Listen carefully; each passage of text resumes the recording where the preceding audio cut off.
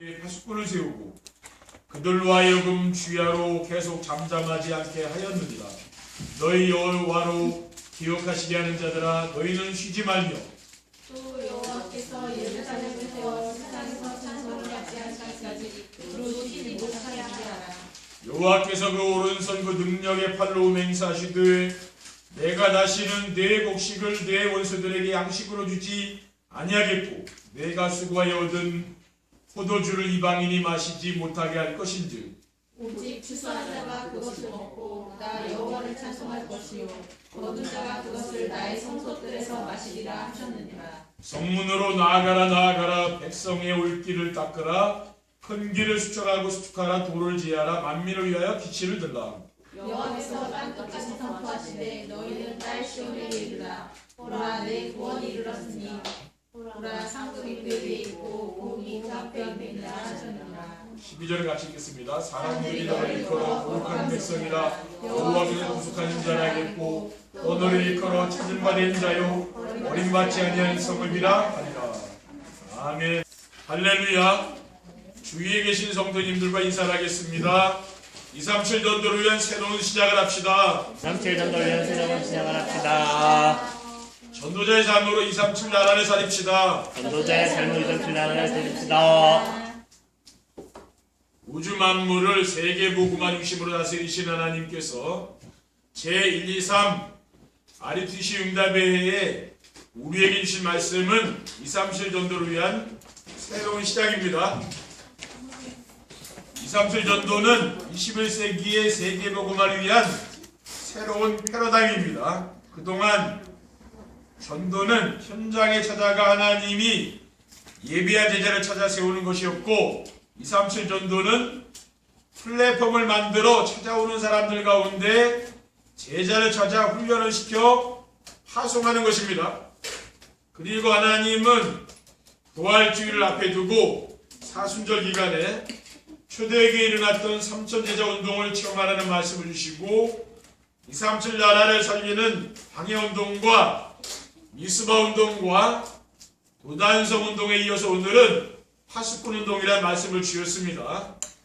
3,000제자 운동은 237 나라를 살리기 위한 성경적인 전도 운동으로 하나님이 주신 언약의 말씀과 그리스도께서 감람산에 주신 미션을 붙잡고 아가다락방의 성령 충만을 받으면 되어진다고 하셨습니다. 그러므로 우리가 할 일은 강단에서 보낸 말씀을 하나님의 말씀으로 믿고 순종만 하면 되는 것입니다. 전도자의 삶과 파수꾼 운동이란 무엇입니까? 전도자의 삶과 파수꾼 운동은 제1 RUTC 응답을 누리는 것입니다.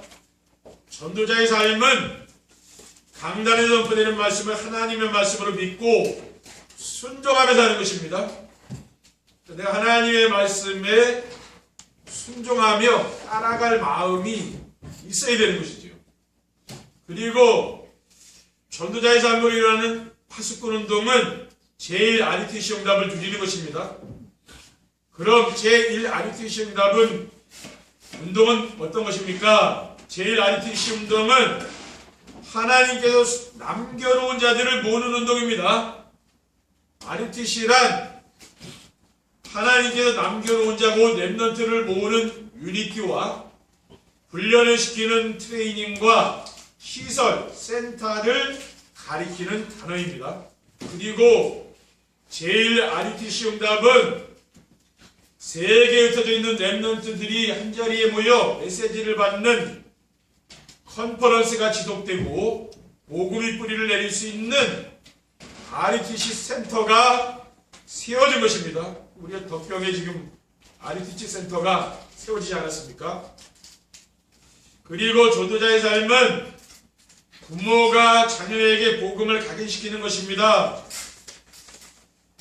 그리스도는 인생 문제의 완전 해결입니다.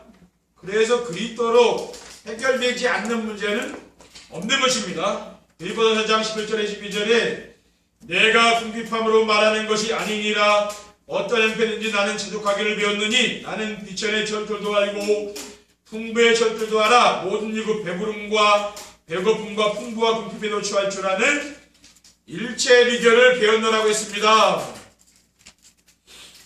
그리고 전도자의 삶은 부모가 자녀를 남은 자로 세우는 것입니다. 스바냐 1:7절에는 그 지경은 유다 족속의 남은 자에게로 돌아갈지라고 했습니다. 둘째, 전도자의 삶과 파수꾼 운동은 제2 RTC 응답을 누리는 것입니다. 제2 RTC 운동은 눈에 보이지 않게 회당으로 파고드는 운동입니다. 사도 바울은 사도행전 11장에 데살로니가 회당, 또 18장에 보면 고린도 지역의 회당, 19장에 에베소 지역의 회당에 들어가서 규례를 가지고 예수님이 그리스도이심을 증거하는 말씀을 덮었습니다. 그리고 전도자의 삶을 살면 자녀에게 복음이 뿌리를 내리게 됩니다. 우리는 후대에게 무엇을 가르쳐야 됩니까? 우리는 후대에게 인생의 모든 문제의 해답을 복음에서 찾도록 해주는 거죠. 그러려면은 내가 복음으로 완전히 답이 나야 되는 거죠. 여러분들이 복음을 깨닫고 이 자리에 와 계신 줄 믿습니다. 가장 중요한 것은 내가 복음을 체험한 게 있으니까 아닙니까? 그렇죠? 그래서 저는 그때부터 이 복음 속으로 계속 들어가는 겁니다. 다른 길로 가는 게 아니라 오직 복음 속으로 외골수로 그냥 가는 거예요. 제 성격이 한 가지를 하면 계속 파는 그런 성격이거든요, 원래. 그러니까 다른 거 잘 안 해요. 오직 이 말씀 속에서 복음 운동하는 거, 그거만 이제 계속 하고 있는 겁니다. 근데 목사님들도 뭐 다양하죠, 그렇죠? 다 저 똑같은 건 아닙니다, 그렇죠? 다 다릅니다. 저는 그래요. 한 가지 방향으로 계속 나가는 거예요.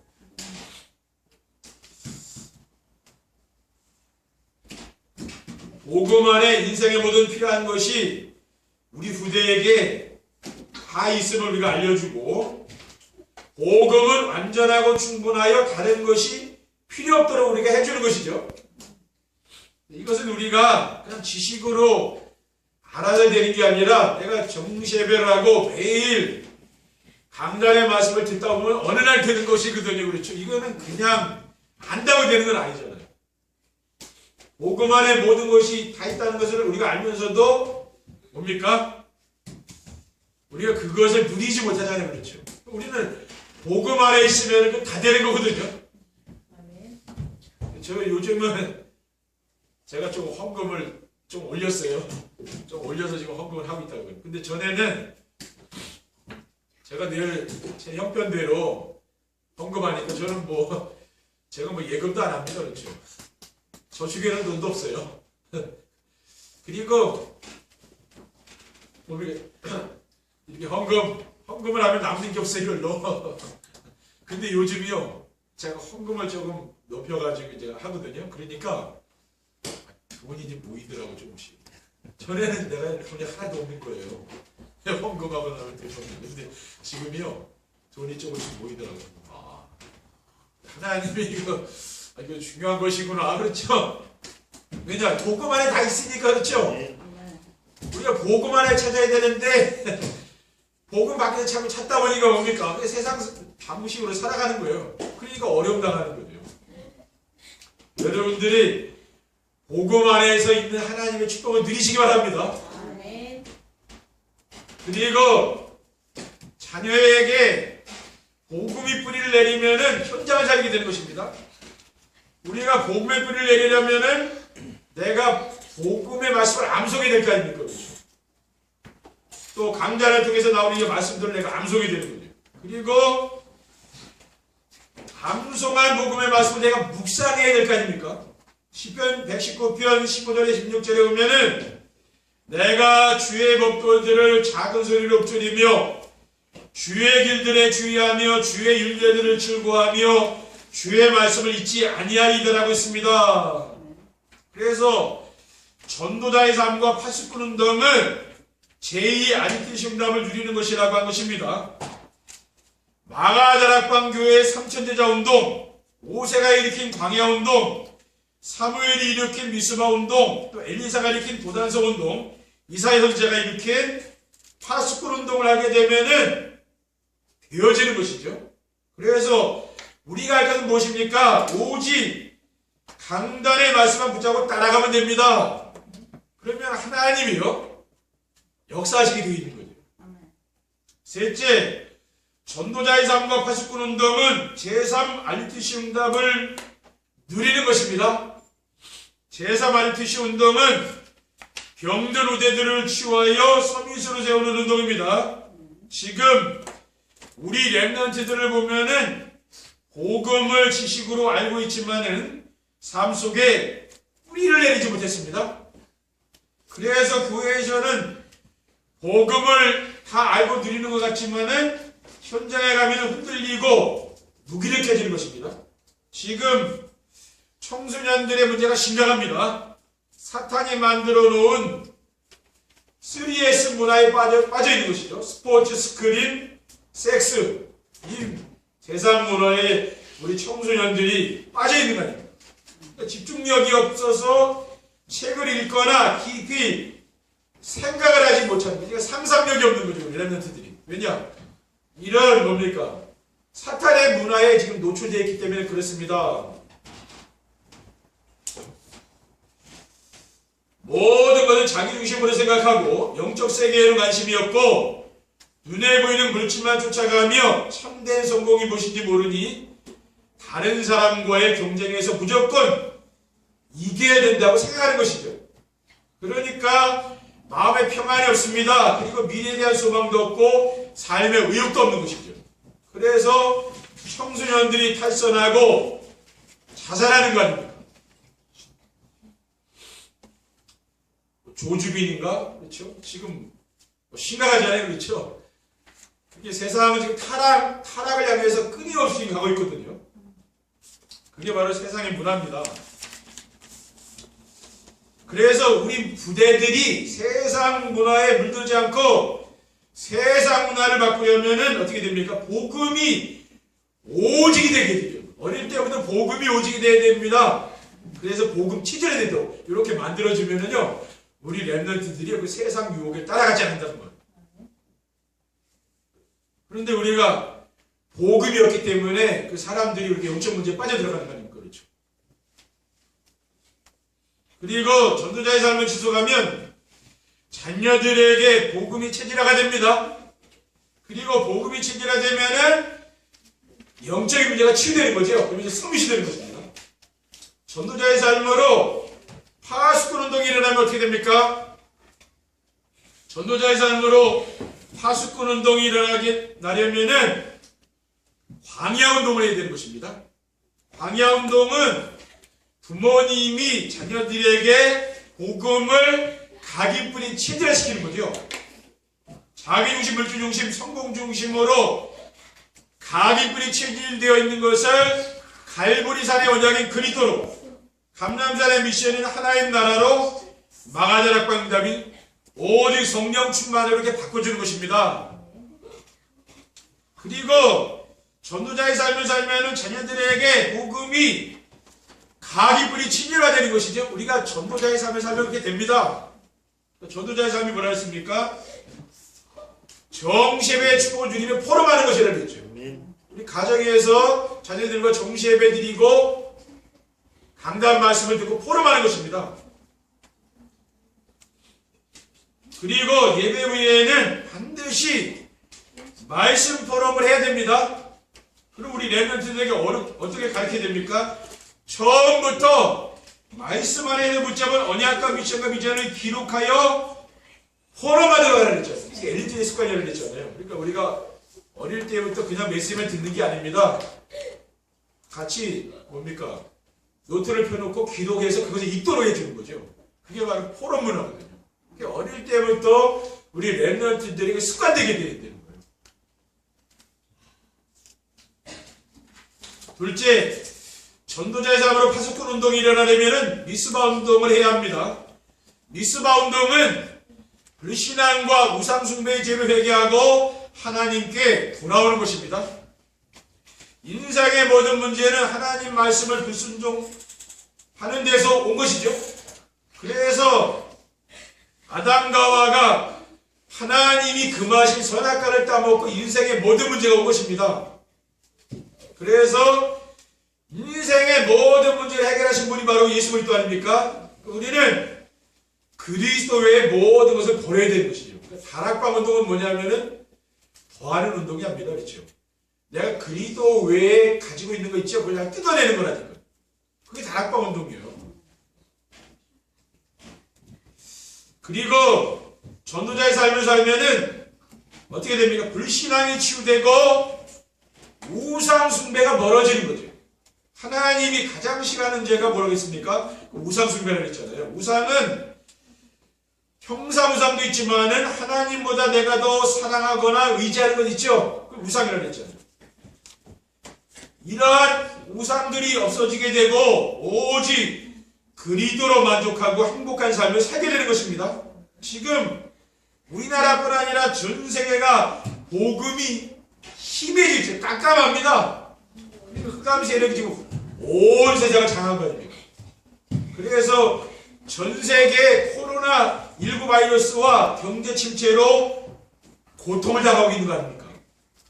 이러한 시대 하나님이 우리에게 오직 복음과 함께 무엇을 주셨습니까? 전도자의 삶을 주신 것이죠. 전도자의 삶을 살게 되면 뭡니까? 모든 이런 재앙이 다 떠나가는 줄 믿습니다. 그리고 전도자의 삶은 오직 복음으로 사무엘과 다윗 같은 서밋을 키우는 것입니다.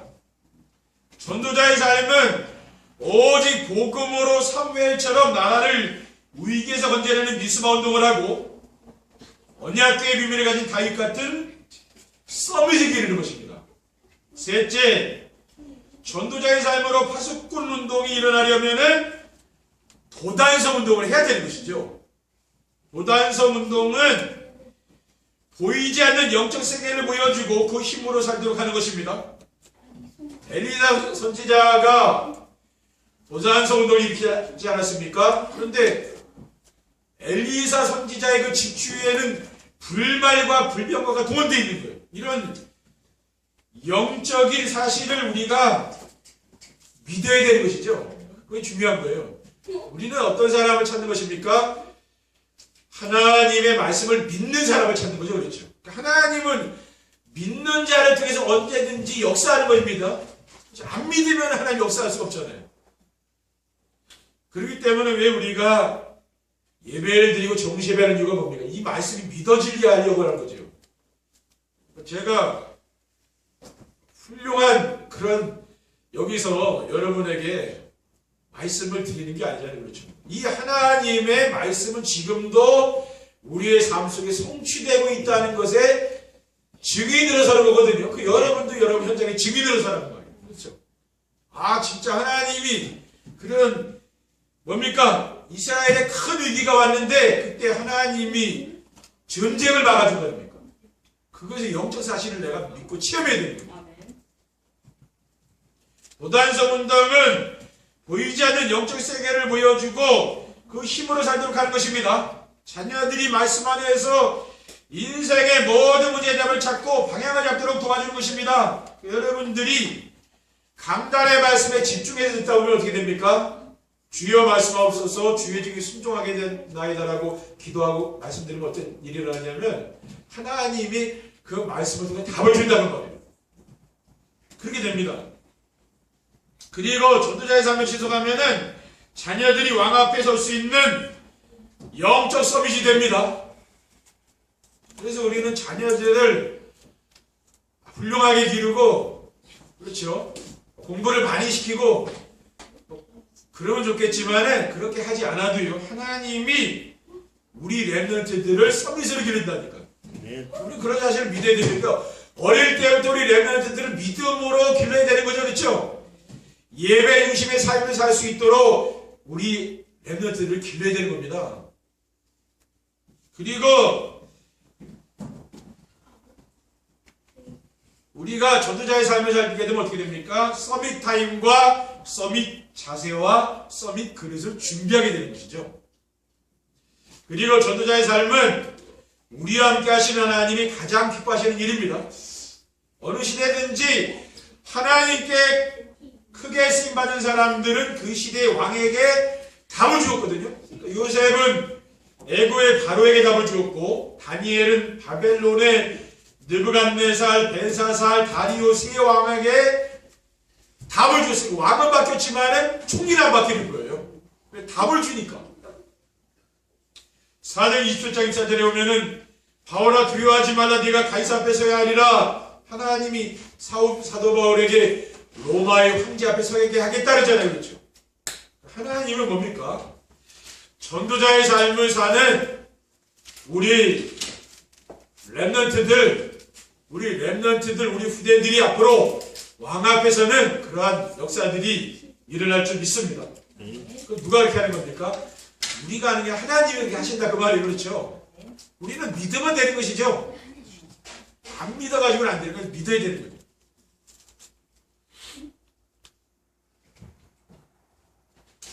전도자의 삶으로 파수꾼 운동이 일어나면 어떻게 됩니까? 우리 자녀들이 학교와 현장을 살리는 파수꾼이 됩니다. 우리가 전도자의 삶으로 광야운동을 하고 제1RTC 응답의 축복을 누리게 되면은 우리 자녀들이 영적 서밋이 되어서 학교와 현장을 살리는 파수꾼이 됩니다. 복음이 각인되고 뿌리 내리고 체질화되면은 어떤 상황에도 흔들리거나 두려워하지 않습니다. 사람들은 다 지금 두려움에 떨고 있지만은 두려워하지 않는다고 말합니다. 그리고 세상 문화에도 빠지지 않습니다. 세상 사람들이 지금 온갖 진짜 뭐 더러운 짓을 다 하잖아요. 그렇죠? 그거 돈 벌려고 막 그렇게 하는데 그 더러운 돈 벌어서 뭐 하겠습니까? 그렇죠? 사람이 열심히 땀 흘려서 돈 벌어야 되는 거 아니에요? 그렇게 진짜 악하게 해서 그 벌어가지고 뭐 하려고 그러죠? 세상 사람들이 이렇게 살고 있다는 말이에요. 근데 이런 데 안 빠지는 거죠. 왜냐하면은 모든 문제의 답을 알고 있기 때문에 그 사람들이 끝을 알고 있잖아요. 우리는 그 끝을 알고 있잖아요. 그렇죠? 쾌락의 끝은 결국 멸망 아닙니까? 그렇죠? 복음을 모르고 사는 모든 사람들은 사탄의 함정인 자기중심, 물질중심, 성금 중심으로 살고 싶은데 자기 뜻대로 되지 않아 갈등하고 고민하며 살며 거기에서 빠져나올 수 있는 길은 오직 그리스도밖에 없는 줄 믿습니다. 여러분들이 오직 그리스도만 붙잡으면 된다 그 말이에요. 둘째, 우리 성도들의 집이 지역을 살리는 플랫폼이 됩니다. 전도자의 삶으로 파수꾼 운동을 하여 제2RTC 응답을 누리게 되면은 우리 성도들의 집은 지역을 살리는 플랫폼이 됩니다. 왜냐하면은 모든 사람들의 소원은 자녀들이 잘 되고 행복하게 사는 것입니다. 그런데 전도자의 삶과 광야운동으로 우리 자녀들에게 복음이 각인 뿌리 체질화되면은 영적 서밋이 되어서 교회와 현장을 살리는 파수꾼이 되고 가정에는 하나님 나라가 이루어져서 주변 사람들이 부러워하는 가정이 되기 때문입니다. 저는 우리 교회 모든 성도들 가정에 반드시 그날이 오리라고 믿습니다. 왜냐? 하나님은 지금도 강단을 통해서 말씀을 선포하시고 그 말씀을 성취하기 때문에 이거 제가 전하는 게 아니잖아요. 그렇죠? 하나님이 우리 성도들에게 말씀을 주시는 게 아닙니까? 그러니까 이 성도들이 지금 말씀을 따라서 순종하는 분들이 계시기 때문에 말씀을 준다는 말이에요. 순종 안 하는데 하나님이 말씀을 주겠습니까? 여러분이 중국집에 가서 늘 짜장면만 시키면은 뭐 주방장이요 아무 생각 안 하고 짜장면만 만들어요. 근데 팔보채라든가 뭡니까 뭐 유산슬이라든가 그런 거 참 잘 안 먹는 거 자꾸 시켜봐. 그럼 그 사람 얼마나 머리 아파 있었겠습니까? 그렇죠? 그것도 또 만드는 재료 사와야 되고 목사도 마찬가지예요. 성도들이 뭡니까 말씀을 사모하고 따라와서 이게 하나님이 저를 자꾸만 뭡니까 그렇게 만들어가는 거예요. 왜? 말씀 사모하고 순종하는 분들이 있으니까 하나님이 자꾸 저에게 주문하는 거 아닙니까? 그렇죠? 만들라고. 그거라니까요. 셋째, 우리 교회가 237 나라를 살리는 플랫폼이 됩니다. 하나님은 우리 강화언약교회를 지역의 우상문화를 치유하고 수도권을 살리며 세계 복음화의 모델적인 교회로 정하셨습니다. 그래서 우리에게 오직 그리스도와 함께 전도자의 삶으로 지속할 수 있도록 인도해 주신다고 믿습니다. 저는 전도자의 삶을 살면서 복음이 오직이 되었습니다. 전도자의 삶을 살다 보니까 오직이 되더라고요. 저는 그래서 하나님은 저에게 지금도 성취될 말씀을 주시고 우리 성도들의 삶에서 말씀을 성취하시는 것을 보았습니다. 그렇죠. 진짜 이 말씀 붙잡고 응답받는 사람들이 있다니까요. 그게 중요한 거거든요. 목회자의 보람은 그거예요. 우리 성도들이 이 말씀을 붙잡고 현장에서 응답받는 분들이 계시거든요. 그렇죠. 이런 분들이 나온다니까요. 저는 모든 교회가 우리 교회처럼 이렇게 전도자의 삶을 살게 되면은 세계복음화가 된다고 믿습니다. 그 세계복음화는 뭡니까? 말씀의 성취가 되는 게 세계복음화예요. 그렇죠? 이거는 구호로 되는 건 아니잖아요. 세계복음화 아무리 외쳐도 내 삶 속에 하나님 말씀이 성취되고 우리 현장에 성취되게 되는 거 아닙니까?